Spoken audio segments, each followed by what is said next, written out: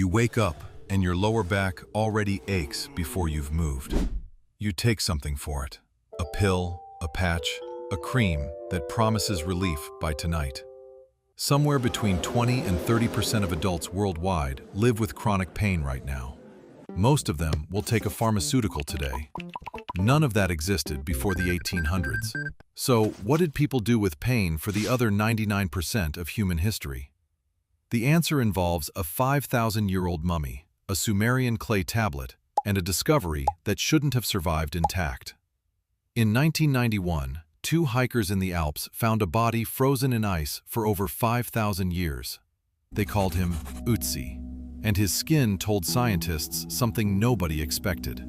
Ötzi had 61 tattoos. Not decorative ones, simple black lines and dots. Researchers mapped where every tattoo sat on his body. The pattern made no artistic sense. They clustered on his lower spine, his knees, his ankles. X-rays in 1998 showed something else.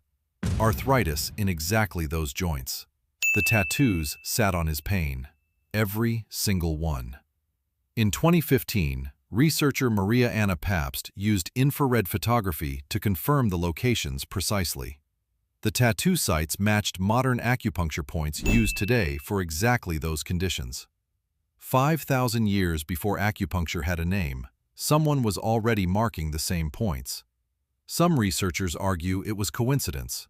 Others point to the precision of the overlap. Either way, Ötzi wasn't guessing. Someone with knowledge marked those exact points on purpose, and tattoos were only one tool. The next piece of evidence comes from plants. Around 1550 BCE, an Egyptian medical text called the Ebers Papyrus recommended willow bark for pain. Willow bark contains salicin. Your body converts it into something close to aspirin. Hippocrates prescribed it too, in the 5th century BCE, for fever and joint pain. Two civilizations, different continents, the same plant, used for the same reason. Pain relief wasn't limited to bark. Sumerian clay tablets from around 2100 BCE list the poppy plant. They called it the joy plant, the earliest known written reference to opium.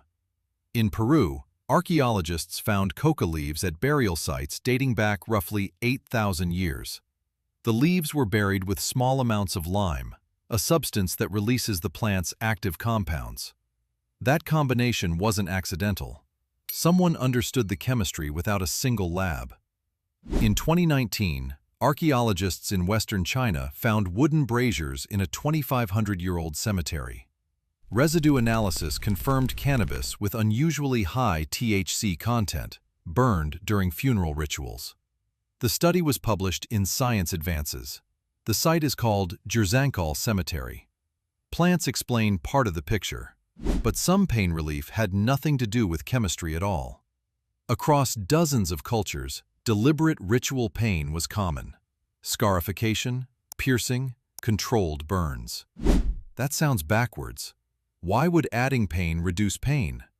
The answer is endorphins. Your body releases them in response to controlled physical stress. Endorphins block pain signals and create a sense of calm, sometimes even euphoria. The Plains Sun Dance, practiced by multiple indigenous nations, involved sustained physical ordeal during ceremony. Participants often reported a shift from pain into a state closer to transcendence. Modern pain researchers call this stress-induced analgesia. The ritual triggered the same chemistry your gym does. Endorphins explain the body. Trance explains something else entirely. Shamanic healing traditions, found on nearly every continent, used rhythmic drumming to induce altered states. A drum beat sustained around 4 to 7 beats per second can shift brainwave activity measurably. Researchers call this effect trance analgesia. Pain perception drops while the rhythm continues. Patients in trance states have tolerated procedures that would otherwise require sedation. None of this required understanding neurochemistry.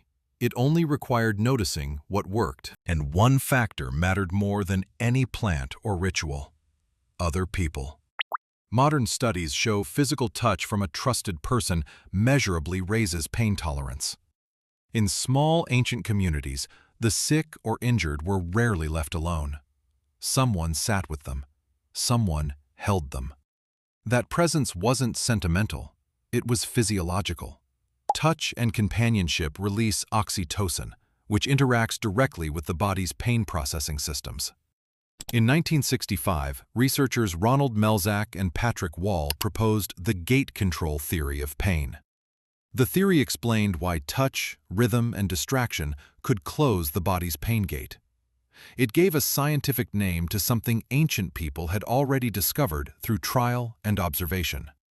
Tattoos at pressure points, bark with salicin, plants with active compounds, ritual pain, rhythm, touch. None of these were random. Each one addressed pain through a mechanism we can now explain. Today, you reach for a single pill that does one of these jobs chemically. Ancient humans combined several methods at once: chemistry, ritual, rhythm, and presence, layered together.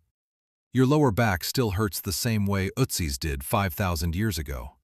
The difference is what's available to you: pull tabs and prescriptions instead of bark and touch.